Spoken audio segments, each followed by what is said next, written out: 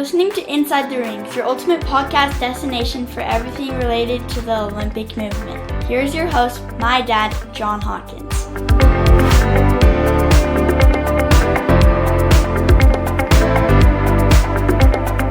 Hey everybody, welcome back to Inside the Rings, where we explore the stories of the people, the passion, and the purpose of the Olympic movement. I'm your host, Jon Hawkins, and today we're stepping onto the piste with one of the Olympic sports oldest sports and boldest new voices. So Phil Andrews is not your traditional fencing executive. From grassroots development in the UK to leading USA weightlifting through a transformational change. And now he's the CEO of USA Fencing. Phil brings a fresh, values-driven perspective to a sport rooted in tradition. Phil, we're excited to have you on the show. Thanks for joining us. Thank you, Joe. Appreciate you having me on. You bet. So let's start at the beginning. What sparked your connection to the Olympic movement? You know, the first Olympics I can really remember is the '96 games actually in Atlanta. And funnily enough, I was in Australia at the time. Okay. If I think back to that, I was about 10 years of age and watching that was the first games where GB did reasonably well. We went through a period of time, Team GB, where we didn't win very many medals at all. That was where Steve Redgrave began to turn the tide a little bit in rowing. And obviously Australia were pretty strong because they had Sydney coming up in 2000. Yeah. And there was a lot of excitement in Australia. So I think it was that excitement of those two things combined, perhaps where sort of my interest in the Olympics and the Paralympics began. It wasn't until though we had hometown games, and I know you've got a hometown games to come. Yep. Those are something special. When we had the games come to London in 2012, people don't forget this, but London had been in real problems right before the Olympic Games. We going right back to when the bid was awarded. The bid was awarded. People forget this, but right before the London bombings, the same week. Yeah. So we had the unbridled excitement of an Olympic Games coming to London. I remember that journey coming from Atlanta, where we got to the bottom. We're rising up all the way to hosting the Olympic Games. Then we had the bombing. And then you fast forward to 2012, and we had the riots right before the Olympic Games. That's right. And I have to say, that's what sealed it for me. It was the magic of what the Games did for London, and that city, and bringing that city back together as a community, and frankly as a country. Yeah. After the London riots, it was you could feel the turnaround in the atmosphere in London. During the London 2012 Games, and then the excitement that came again with the Paralympic Games, games that changed the Paralympic movement forever. Yeah, it did. I think that's probably what sealed it for me. How I got involved in it is probably more of a happy accident, quite frankly, but that's probably where it sealed the passion. Yeah. I've heard that is, as I've talked to people, get involved by a happy accident, but they have this passion earlier than the happy accident occurs, right? Correct. Yeah. Probably the same way. I'm seeing, BYU behind you. I'm seeing the logo of the Salt Lake 2002 Olympic Games. Yeah.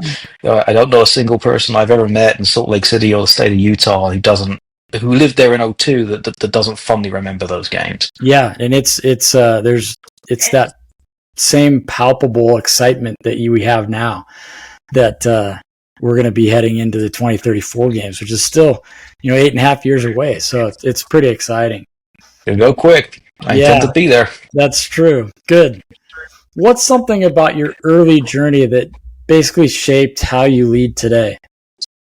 I always have to go back to Coventry Blaze. I started my career in basically minor professional ice hockey, and still somewhere I fondly remember and learned a lot of how to do a lot with not a lot, which is actually the art of running national governing bodies. Mm-hmm. Ice hockey in GB is certainly a minority sport by comparison to the US or Canada. Out in Utah, you have the Utah Grizzlies. Yep. Similar level of play in Great Britain. We recruited some people out of the Utah Grizzlies, both with their American League team and the East Coast Hockey League team. I went from being both in the bottom rung of that ladder, where the guy who gave me my first job in sport, a guy called Mark Bernard, went on to win some Stanley Cup rings as part of the Chicago Blackhawks organization. He left about 2 weeks after he gave me the job, and he was running the hockey team and the rink and the bar. So I'm there just before I could legally drink in this country. I could back home, running the bar, the rink, the hockey team. I did sign some pretty good players, I have to say, before we got the coach in. Yeah. And I couldn't manage my way out of a paper bag. But anyway, I got recruited from there up into Coventry Blaze. And I still credit Coventry Blaze with a lot of the way of thinking and the way that we've approached problems and the way we work together there in a very small team. And the head coach, particularly a guy called Paul Thompson, who a British telephone engineer who got injured at Solihull Barons and went on to arguably be the greatest, at least British ice hockey coach of all time, and went over and coached in the DEL, which is the top league in Germany, in Denmark, and he's now back with the Cardiff Devils, which most people who are associated with the Coventry players will never forgive him. But he's it's what's the equivalent here? It's like going from the Giants to the Jets. Yeah. So it's essentially the crosstown rival type thing, Cardiff v Coventry there. But the way that they approach sport problems and business problems between especially Tomo, but Sally Mayers and Andy Buxton, Mike Kelly are involved there. It stayed with me, and 20 something years later, it's still the same lessons I go back to a lot. That doesn't mean I didn't learn from USA Weightlift and the University of East London, from Unite Group, from the IWF. All those experiences add. But what's the core place I learned what I do today? It's from them. Yeah. Oh, that's amazing. It's amazing how those early learnings stick with you, for a long time. So that's fantastic. So recently you moved from weightlifting platforms to fencing piste, right? Uh-huh. What drew you slightly lighter? Yeah, exactly. What drew you to this new Olympic arena? Well, look, I mean, I guess, but doing the event setup sometimes in weightlifting, the lightest thing is the weights because everything else has to take the weight. Yeah. So it's, but more seriously, I'd spent 10 years involved with weightlifting and we've been through a lot of change and, culminating in both COVID and a governance crisis with the International Weightlifting Federation. I ended up spending some time as what I think is the only person to ever run both a national governing body or a national federation and international federation simultaneously. By the way, during the pandemic, as the top administrator, not the president of the IWF. That was the experience, and I think, quite frankly, I was burned out by that point. So it was time to call time on that. I don't want to name names in a public podcast, but there was a few of us who got together who'd spent over 10 years with one solo sport in national governing body space, and some people could do this really well. I have to say, I want to make that really clear. Yeah. But a lot of us who'd spent 10, 14, 20 years with a given single national governing body kind of felt 8 to 10, somewhere between maybe 6, but 8 to 10 is the right number. And you've just seen Lili Lung, who's done extraordinary things at USA Gymnastics, decide to step away right at the 6 year and a bit mark. And I think that's an incredibly smart and well thought out move on Lili's part. I felt the same way leaving weightlifting. Matt Sicchio's come in there. Still some of the same team are over there. And honestly, in Paris, I left. I was actually in London at the time when Olivia Reeves won gold and Mary Thiessen-Lappen lifted in the games, having come through the recruitment program. When Hampton Morris won bronze. Honestly, it meant as much to me as the weightlifting. The fencing medals. But fencing is a bigger NGB. It's a bigger sport, and it's a very different sport with very different problems that need to be addressed. And I'm thankful I've had that experience too. I deeply care about the weightlifting community, and we have a couple of people who've been involved with weightlifting on our staff here at fencing. One former athlete and one person who worked at weightlifting and went to lacrosse and came back. And we've been able to do a lot of things. He did a very kind introduction about what we've done at fencing primarily. And a lot of that's because we were able to do those things at weightlifting. Yeah. So there's a lot of things that fencing can thank weightlifting for, or be frustrated at weightlifting for. I'm not sure which, but it's, it's. I wouldn't exchange my time at USA Weightlifting, and indeed, even involved in the IWF for the world. Yeah. But it has been a tremendous 3 years at USA Fencing. Obviously, we had a great Paris. We're expecting a great LA. We had our largest Paralympic delegation as well, and that was a big part of it for me too. I'd never managed a Paralympic sport, and that was really important to me to do that. And I think coming from Britain might add a little bit more to that desire. And so coming into a sport where our Olympic world is doing really well, but our Paralympic world maybe lags a little behind. It was really interesting to me to take on that challenge, as well as all the other items that come with fencing. Yeah. So tell me about what sparked in the kind of lead up to this podcast interview, it was apparent to me that you have a deep passion around the Paralympics as well. Talk to me about what sparked that passion for you. So I grew up, a lot to some familial stuff. So I grew up. My stepfather was a wheelchair user and blind, so I had that first-hand experience of accessibility. I think coming from Britain, you see the difference that the Paralympics makes in people's lives, and that they are truly elite athletes. You see those. There's a sort of almost a strain in the Paralympic side to where are we an organization about rehab and inclusivity, or are we an elite athlete organization? Right. And the answer, in my mind, is both. I don't see a reason you can't be both. I think you can rehab. I think you could find some purpose in your experience as a disabled individual through sport. Yeah. But I also think that Paralympians are elite athletes. If you look at the times in track and field, good luck to you. I have actually sat in wheelchair fencing, and as it's called, internationally para fencing, we call it here, and fenced para fences. And let me tell you, it's not easy. Yeah. And I had one chap who went to the world championship level called Leo Curtis, who bet that he could beat me 15-0. He was wrong. He beat me 15-1. Okay. So, but he could, and Leo had not been in fenced in anger of one of the terminology for a long time, and he was still that good. And admittedly, I'm a rookie, right? But it tells you the level of athlete. He didn't make the Paralympic Games. He did as a referee. He didn't make it as an athlete. Interesting. But it's. I think that's the point for me. It's where life change. It's actually one of the things that excites me about Olympic sport too. And elite athletics meet in the middle. Yeah. And I think that's the magic of the Paralympic Games. The Olympics is not horribly dissimilar. Some of my most gratifying moments is seeing the change that weightlifting or fencing or other sports make in an individual's life and on their journey through that life.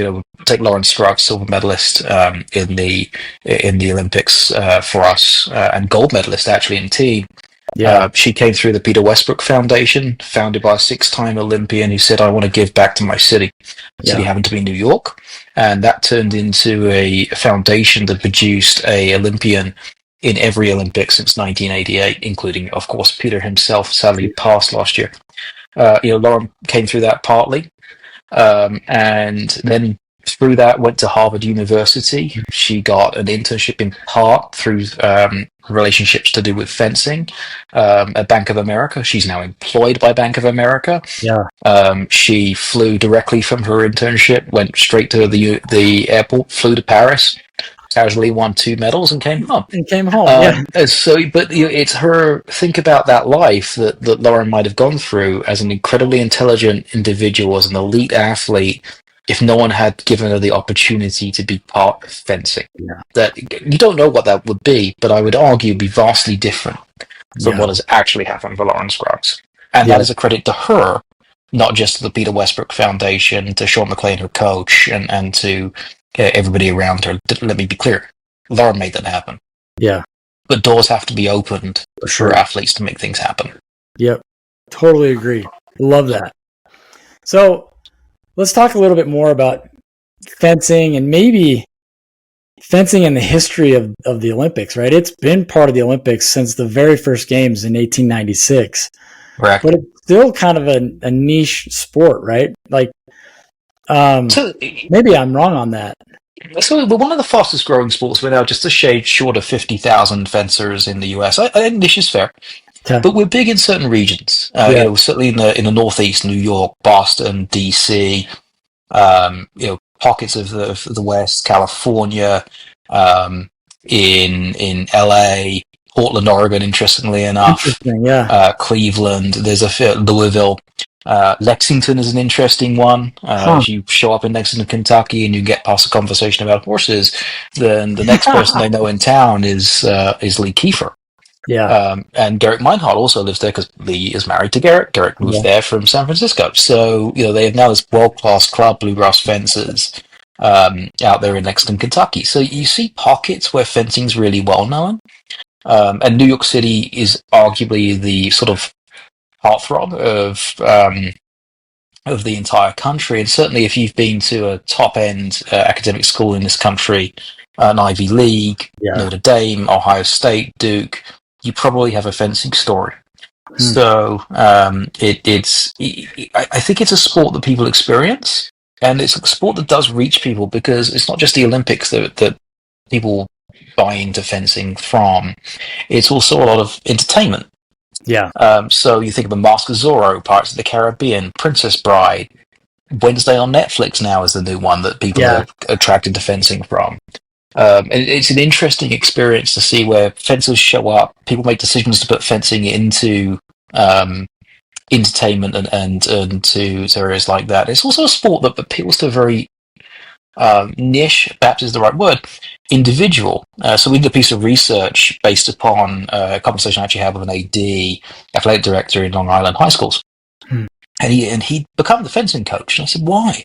And he said, well, I believe in physical activity and physical culture for the teenagers that I have in my school. I said, okay, fine. He said, well, a lot of the people who do fencing don't do anything else. And he goes, let me be clear, they're not lazy.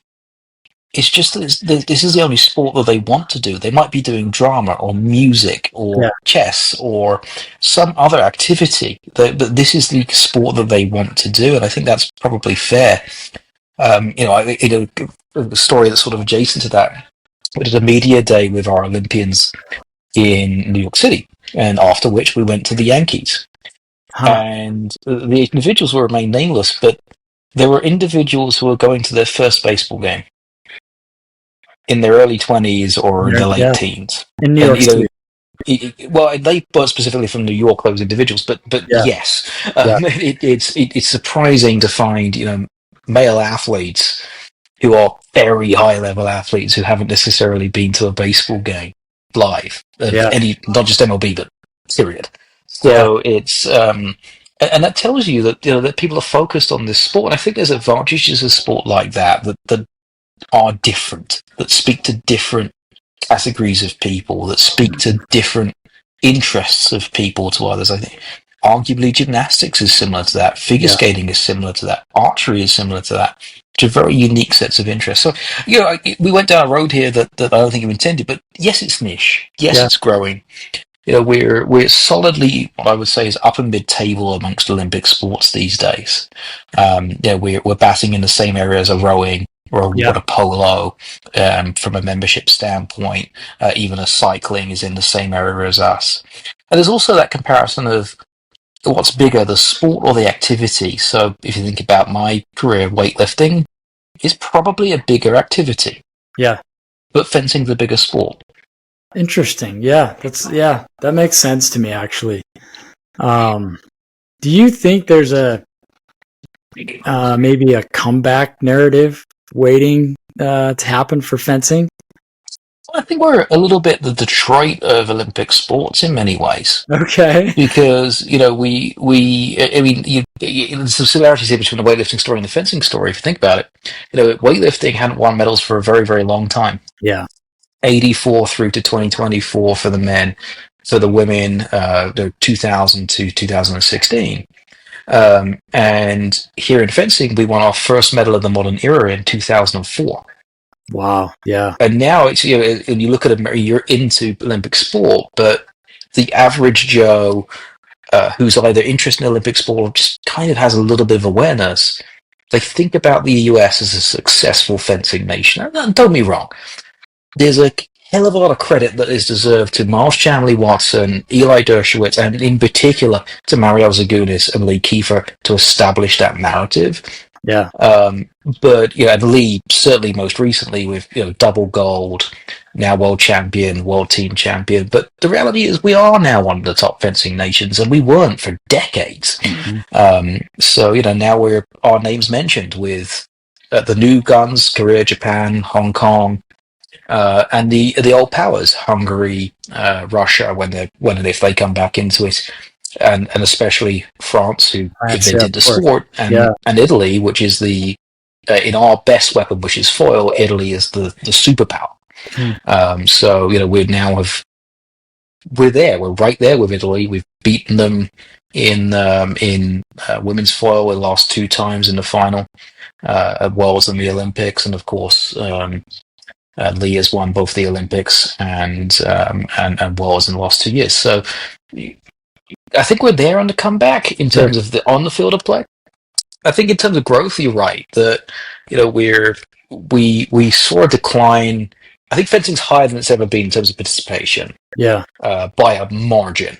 But think about collegiate athletics. We saw this decline in 1994 of a lot of people dropping fencing, and along with other sports, wrestling faced similar issues, gymnastics faced similar issues, and others too. Those are just 2 I know.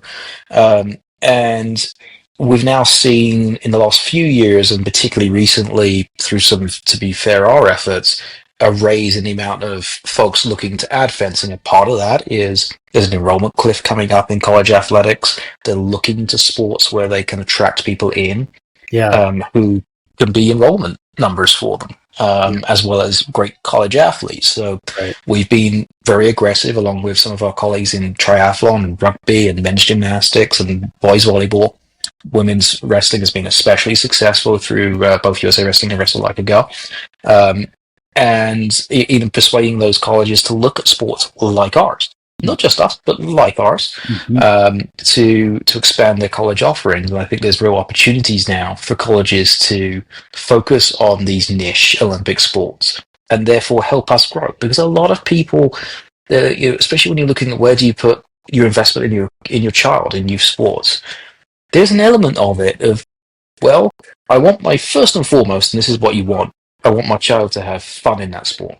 Yeah. Second of all, I want it to be rewarding and them to grow from it in some way. And third of all, it would be nice if there was some sort of next step that they can go to. And NCAA, collegiate sports, and the NAIA offer that. And that's certainly been a noise that we've heard loud and clear from folks choosing to come into fencing. Is, look, I have a kid who loves this because they're not loving a baseball or a hockey or sports like that. They love the independence of this sport. They love the problem solving. They love the physical chess aspect of it, sort of the nickname of it. But also we really love as parents that we're investing in this sport, but there may be an opportunity to go to a Harvard, a Yale, a Notre Dame, a Duke at the end of that. That's amazing. So I want to dive a little bit more into this idea of how do people get into fencing, and kind of what age level do they start this journey? So fencing, so there's the gentleman named Vic Bianchini, who actually now fences for Portugal, but he's based out of San Diego as a former judge. He started in his 70s, and he's now in his 80s, still fencing for Portugal. He had Portuguese nationality, dual nat, and swapped to fence for Portugal in the World Championships. Couldn't make our vet 70 team when he got over 80, so he swapped. Great guy. But the one of our vision statements is a lifetime enriched by fencing, and that speaks to that. So we have people start all across the gamut.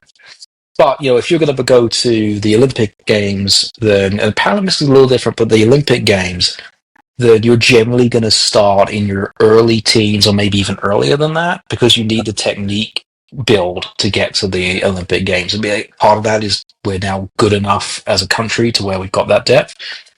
We did have an athlete, Anne Sabula, who started when she was 15 at Brooklyn, New York. She went in épée. That's an unusual story to start quotation marks that late, but it's entirely possible to do it, and it's possible to go to college. She also went to college, Penn State, if I remember correctly. She was NCAA fence at Penn State, and so you can start around there and still get into college and through the sport if you've got the talent and the drive and frankly the work ethic to do it.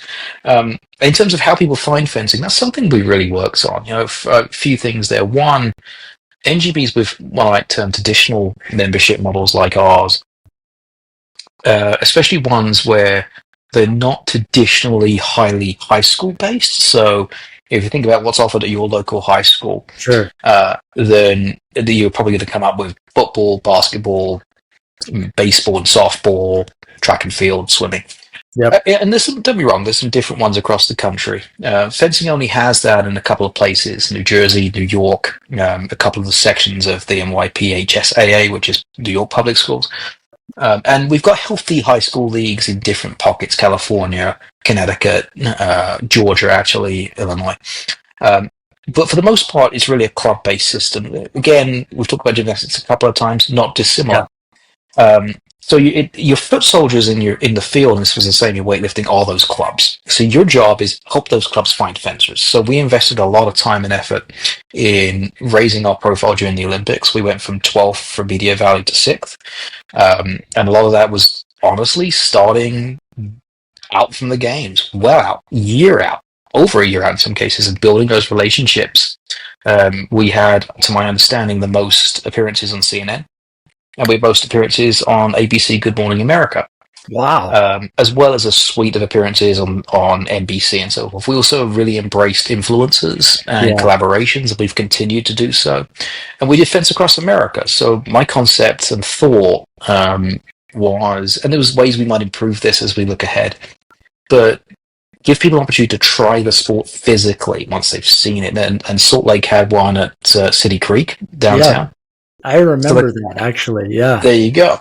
So the idea was you watch fencing, and the next day you could show up and actually try it. And then you got, we're in our ecosystem. We can tell you how to go to a club, how you can meet in Utah, Julie Seal, multiple veteran world champion herself, and train with Julie. Or in New York City, we did Grand Central Terminal, we did Woolman Rink, we did the American Dream Mall, we did the Mall of America, Minneapolis, St. Paul, Bloomington, Minnesota. I'm sorry, Minnesotans.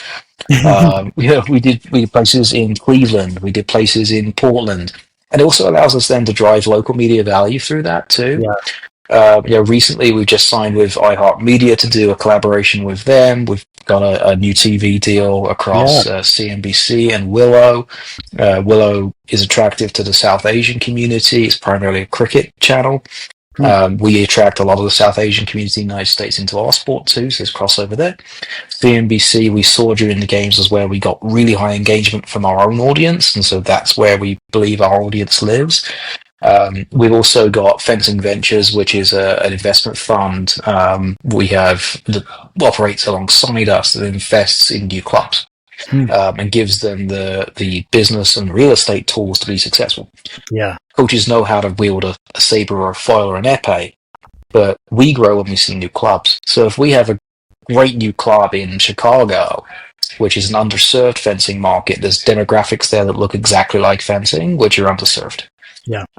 Then we see 100 members. In fact, the first one that was built already has over 100 members. We've now opened, I think it's 4 new clubs we're on across the country. That first one was in a city we felt was very similar to fencing cities, Madison, Wisconsin.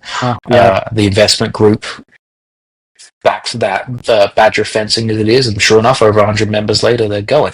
Have they produced an Olympic yet? No. Will they by 2032? Maybe. Will they by 2036? Let's see. But that's a way that we can grow. But it's all about our job as national governing bodies.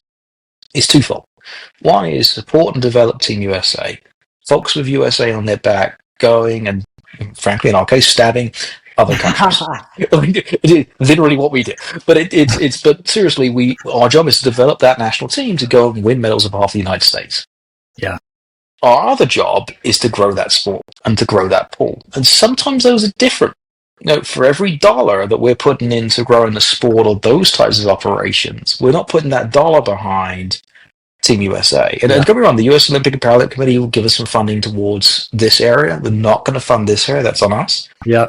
And then you've got in the middle and meat, because you've got to do North American Cups, which are your domestic events, or your international people fencing those. And they're Yeah. great development opportunities for both parties, because the grassroots gets to fence a Lee Kiefer, or in her day, Mariel Zagulis, or you're now a Magda Skalbonkevich, or whoever it might be. Yeah. But it keeps Lee sharp. So there's that ecosystem, and NGP is really interesting. And the way I look at this is, if we're going to do something as a national governing body, there's a lot of things around this, but it comes down to three things. Members, which are your single most important thing, that's your entire organization. It includes your elite athletes, it includes your coaches, it also includes your grassroots athletes. Sure. Yeah. Medals, kind of what we want to do. That's the point. Like, what do we earn money in our business to do, is put it behind people to go and win medals. And money. So members, money, medals, and those three interconnect. And if you're looking at something that addresses at least two of those things, probably a good thing to do. Yeah, that's incredible. I love. And it's one of those very long serving CEOs in the Olympic movement who first taught me that. Yeah, I love the story of the Madison Club, Badger Fencing, right? That started a few years ago, and you've grown it to 100 people already. That's amazing. That's in just over a year, actually. Just over a year. Wow, that's incredible.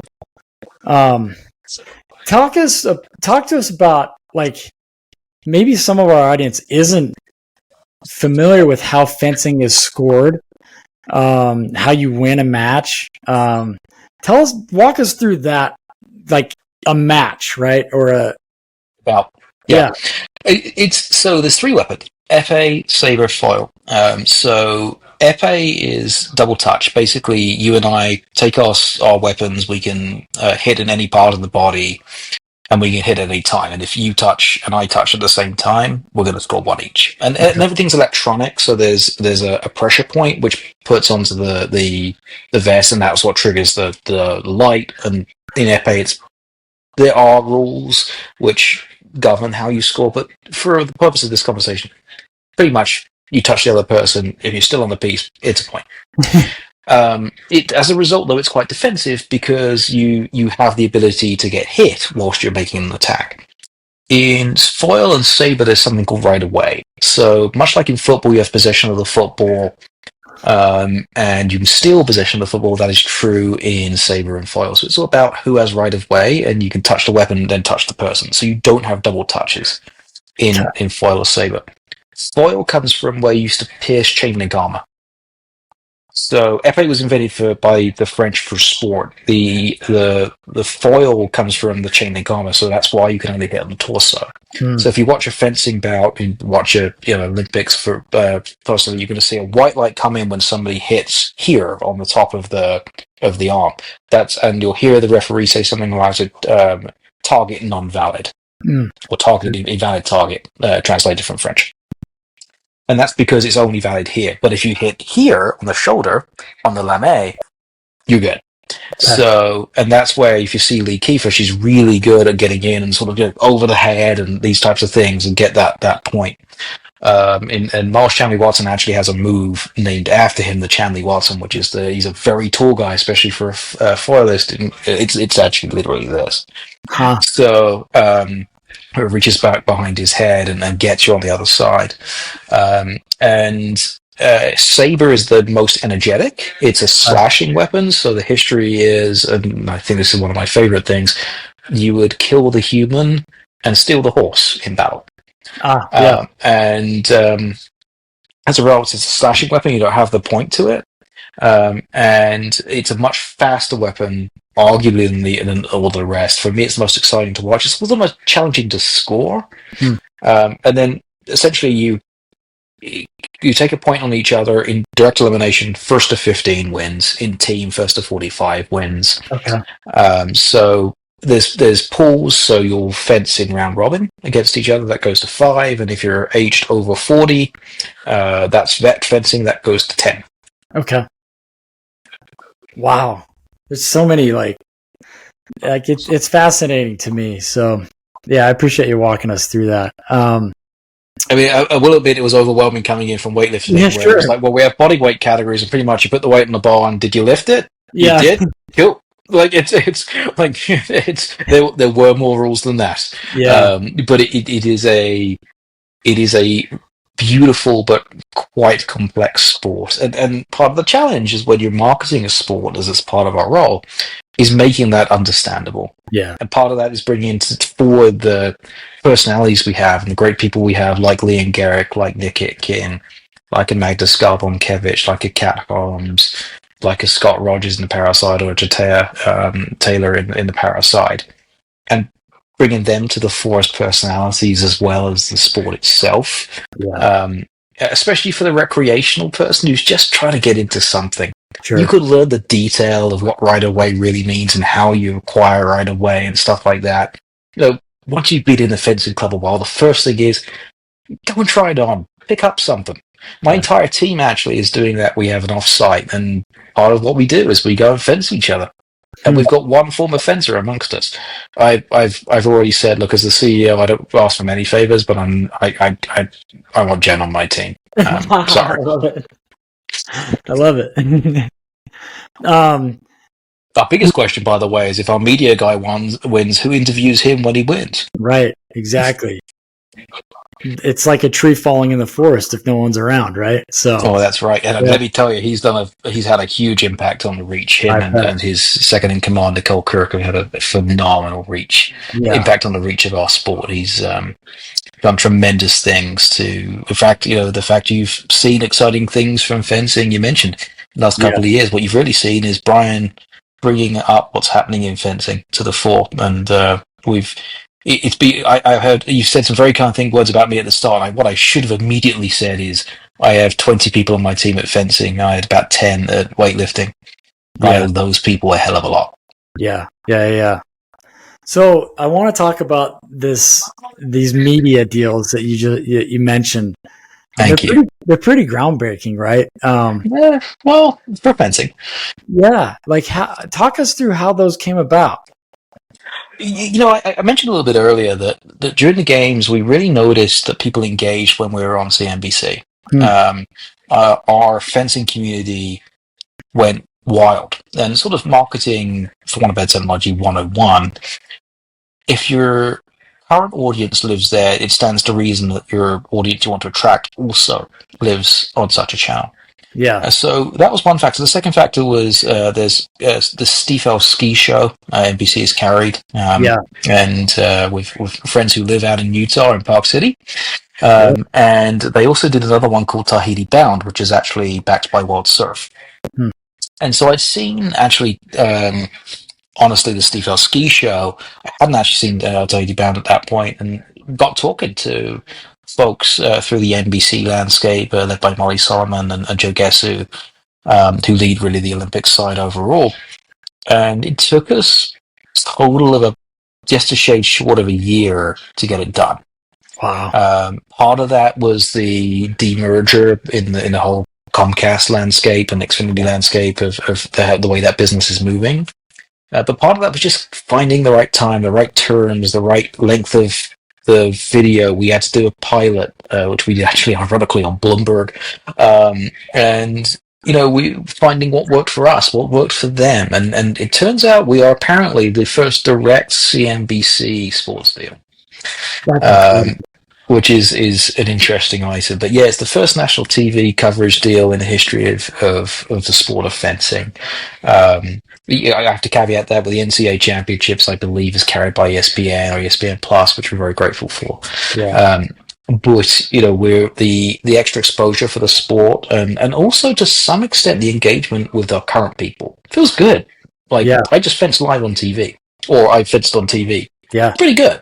Yeah, for sure. So it's and also being able to use that and then bring that to partners like Willow. And potentially some stations that are free to air as well across the country, and really utilize that footage is also a really great opportunity. And what are we really trying to do? One, yes, engage our current fencing audience, but we can do that ourselves through web streaming and D2C. What we're really trying to do is attract more fencers in.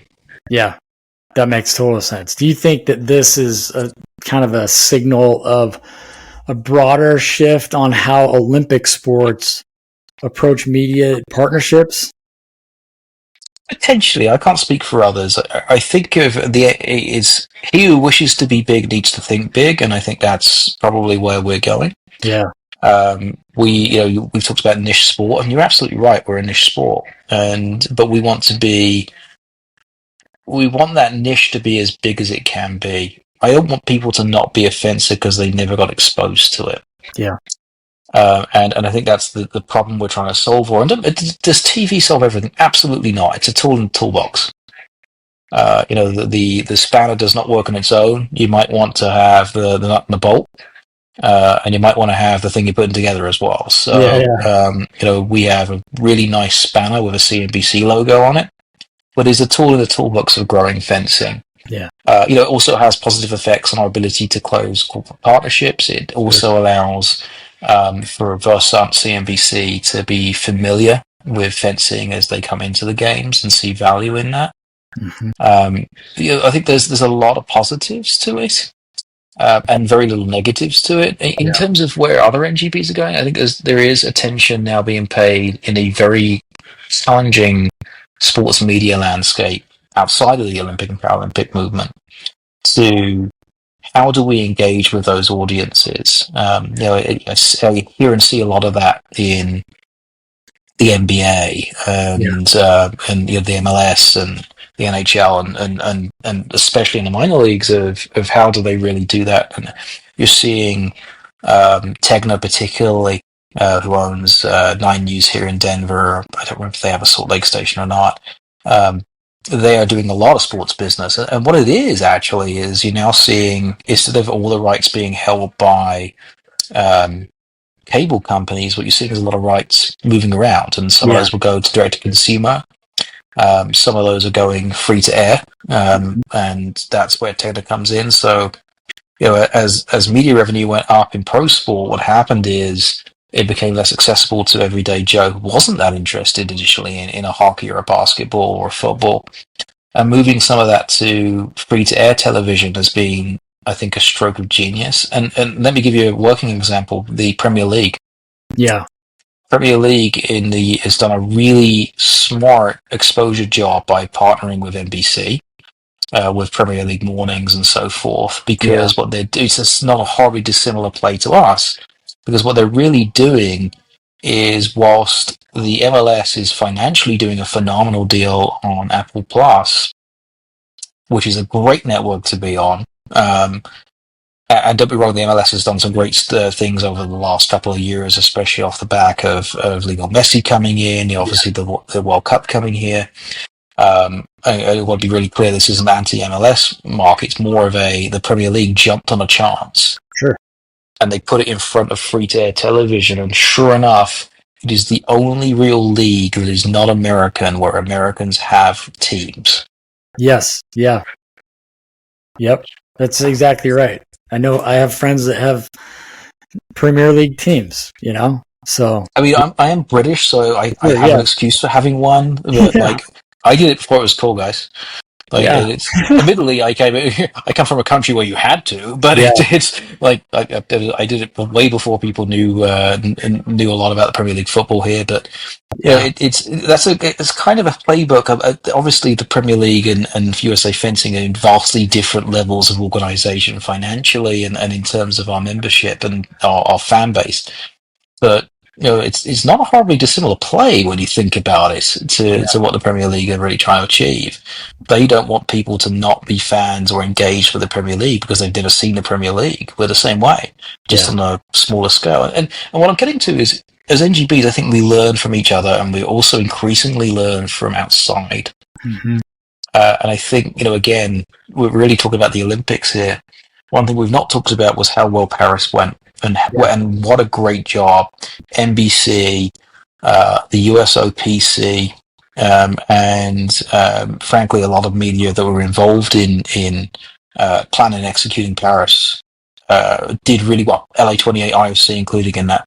The Stoop Dog thing. Yes. Genius. Utter genius. Not the person I would have thought of. Right. Utter genius. And then Tom Cruise taking the flag from Paris to LA. We like that because we understand Tom Cruise was a fencer at one point. Oh, really? So I it's, didn't know but that. I thought that was great. Stoop Dog did a great little segment with Marsh Janley Watson as well, that got, if I remember correctly, over 12 million views. Wow. What great exposure for fencing, with, It was yeah, phenomenal. yeah, And we're really thankful for NBC's engagement with Snoop. And I can tell you firsthand, he was having fun. yeah, yeah. That's amazing. You've talked about, you've been an advocate for athlete rights, transparency, obviously Thank inclusivity. you. How is USA Fencing integrating those values into athlete development? I think specifically in athlete development, it's tougher to answer that. I think, as a national governing body, especially the fencing, where quite frankly, we have some incredibly smart people in the sport. Sure. My philosophy has always been, if you explain something, the facts to people in the way that you arrived at a decision, they may not agree with it, but they will at least be able to see why that decision occurred, and find their own either peace with it or buy into it as they may choose. Mm-hmm. And that's kind of been the philosophy that we've used at USA Fencing when it comes to transparency.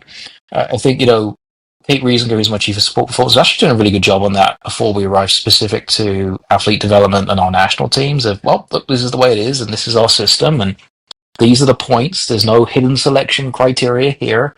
I'm a big fan of, in sport, be as objective as you possibly can be. Yeah. Be as data-driven as you possibly can be. Coaches' decisions and coaches' discretion should be part of the conversation. They're in the room. They're with those athletes every day. They should have a say. But where you can, give the athlete control of their destiny. In our case, that means scoring more points, winning more bouts. Sure. So our selection is really dictated, and I have to say this part in fencing specifically was already doing pretty well, where your performance on the field of play is what matters. The amount of points that you take against the other person matters. It's not about, particularly with team fencing involved, it's not about who the coach likes and doesn't like. And some countries do it like that, and that's okay. That's their system. For us at USA Fencing, we want to give the athlete and the coach the ability to do that. And I think the decentralized system that we've created in USA Fencing helps. It's the concept of iron sharpens iron. Part of the reason we've got better is we have the Canadians in most of our competitions as well. We're asking these people to go and beat each other. Yeah. And they have to get better by being better than the other one. And that's great for us because they go and develop that way. Yeah. So, we've got this influx of talent into the US in coaching as well. People want to be in the US because of the success that we're seeing from both a fencing standpoint, but also the growth of fencing. So they see themselves as being able to make a life here. With respect to coaching fencing, that's good for us. We're seeing more American coaches stay in the sport. That's good for us. And as far as athlete development is concerned, I think again, just honesty is the best policy, and protecting our athletes as well, creating safe, open spaces for those athletes to express themselves and not be afraid of what might happen to them from the organization. Mm-hmm. That's really important too. Wow. Yeah, that's amazing. Let's look ahead a little bit to 2028 in LA. Obviously, they're hosting the Summer Olympics, and it's a major platform in the U.S., right? What does success look like if you were to open your crystal ball? What does success look like for USA Fencing in 28? I think it can take a number of different potential ways to get to success. I think the easiest way to look at that is success on the piste. Yeah. A home games is different. It's different positively, and at times it can be different negatively. And I've seen that, again, you and I have both lived through a home Olympics. Yeah. It's about the start, and it can be tough because that you go from being in a foreign country, and that's one thing, to the pressure of being in front of your own people. Yeah. And Americans expect to win. Yes. I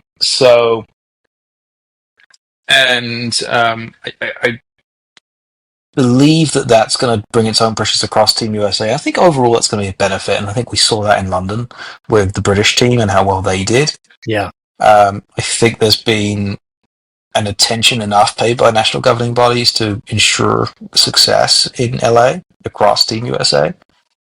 I think that you're going to see obviously interesting results from the likes of squash and lacrosse Sure. and the new sports coming in. That's going to help. But for fencing, I think it's, ultimately we won 4 in Paris. I think 4 is a number that people should be very happy about. That's good enough for being considered really a top sport in the games. If I remember correctly, we were either 5th or 6th for sport in terms of number of medals won. We also shared the lead of the gold medal count with Japan. Yeah. So especially when you consider the sport was invented in France, and France is still a really good team, that's remarkable. Yeah. But would I like 5? Sure. Would I like 1 in the Paralympics? Hell yeah. Yeah. So it is. So there's that, but there's also what can we do around LA 28, both between now and then, and particularly during the games, with respect to growing the sport. I think those are the 2 legacies you can really leave. Yeah. Already, one of our athletes, Olympic medalist named Nick Atkin, we helped him and through our donors financially helped him found the Nick Atkin Foundation.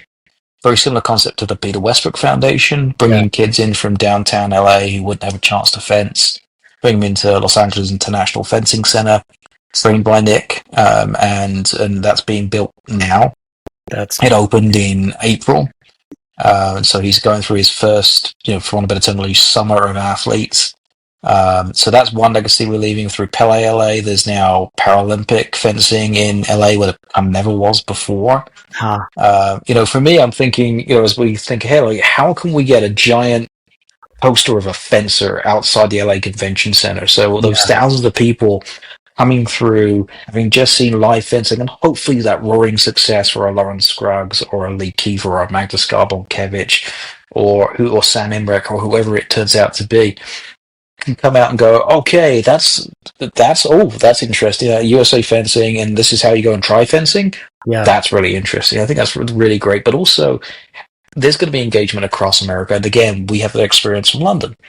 So, or I do, I guess. Yeah. That London came alive, but so did Manchester, so did Birmingham, so did Coventry, so did Chelmsford, so did whatever.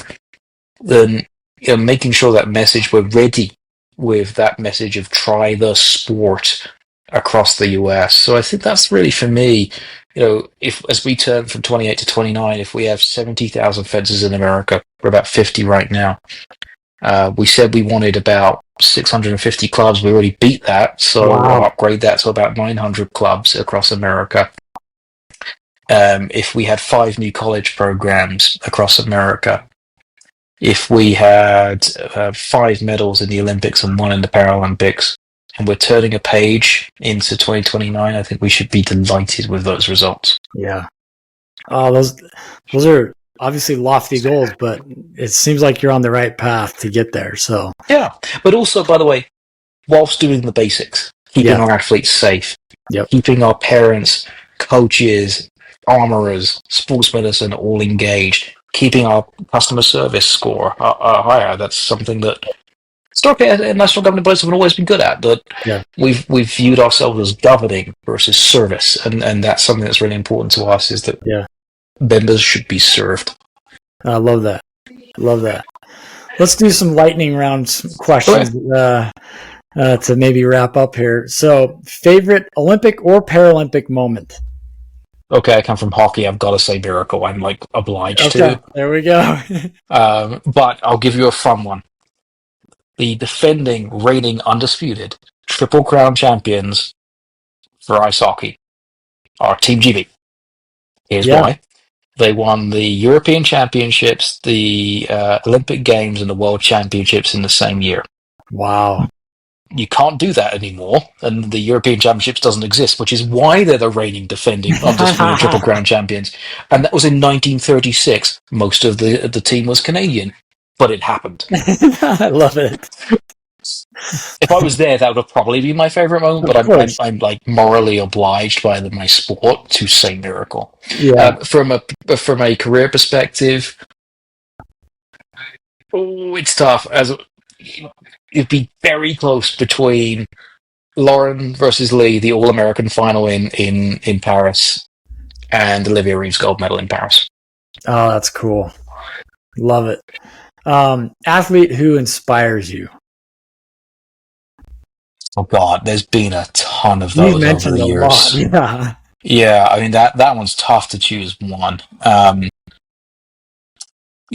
go old school and go for Tara Knott Cunningham from weightlifting. Okay. She got an internship in the 1996 Olympic Games and met a gentleman named Mike Catone. And Mike was the weightlifting manager for those games, and he trained her up in the 4 years between. And that time she went to Colorado College and balanced a very, very, very challenging D1 high-level academic school with training. She went on to become the first gold medalist in the history of women's weightlifting in Sydney, the very next Olympic Games. She, to this day, keeps a strong interest in the sport. I've spoken to her a little while, but strong interest in the sport and a really good guiding light for the sport. I think she's somebody who left a legacy. And I didn't work with her directly, but that story is always, I found, very inspiring as to we talk about the change the Olympics makes in people's lives, and knowing all the players in that one and how difficult that was in that particular sport, and the involvement of the Olympics itself in it, I think is remarkable. Yeah. Oh, that's amazing. Okay. One word to describe the future of fencing. Exciting. I love it. We took a stab at it, right? Yes, we did.